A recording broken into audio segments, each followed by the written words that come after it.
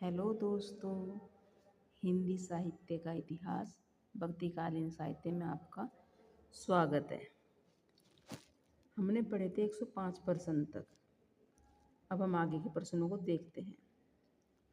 106 प्रश्न है। गोद लिए हुलसी फिरे तुलसी सो सुध होए, पंक्ति किसकी है? तो ये पंक्ति आपकी रहीमदास की है। तुलसीदास ने इसमें कहा था कि सुरती नृत्य सब चाहती असोए। ये पंक्ति तुलसीदास ने कही थी 104 प्रश्न में।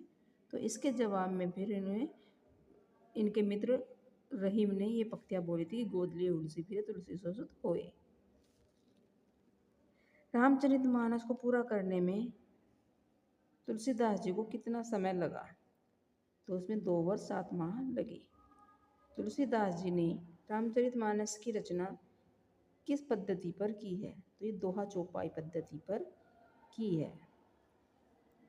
जीव पद्धति पर तुलसी ने गीत पद्धति पर तुलसी ने कौन सी रचना की है?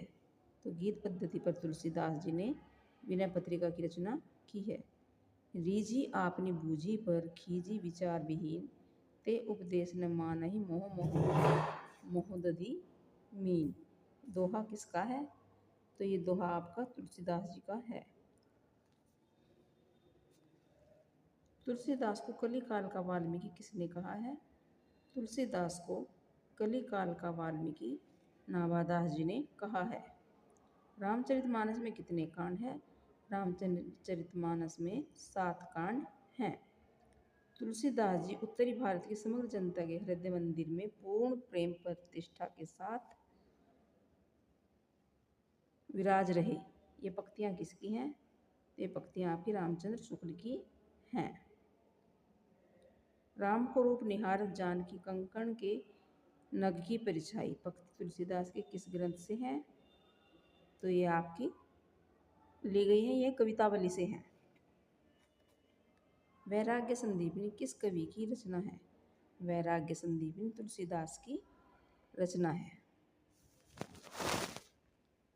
गोस्वामी तुलसीदास ने अपने विश्व प्रसिद्ध महाकाव्य रामचरितमानस को किस भाषा में लिखा है? तो ये आपका अवधी भाषा में लिखा है।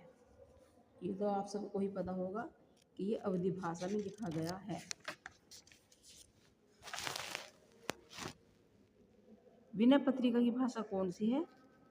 तो विनय पत्रिका की भाषा ब्रज भाषा है, क्योंकि उनकी आधी रचनाएं ब्रज भाषा में और आधी रचनाएं इनकी अवधी भाषा में लिखी गई है।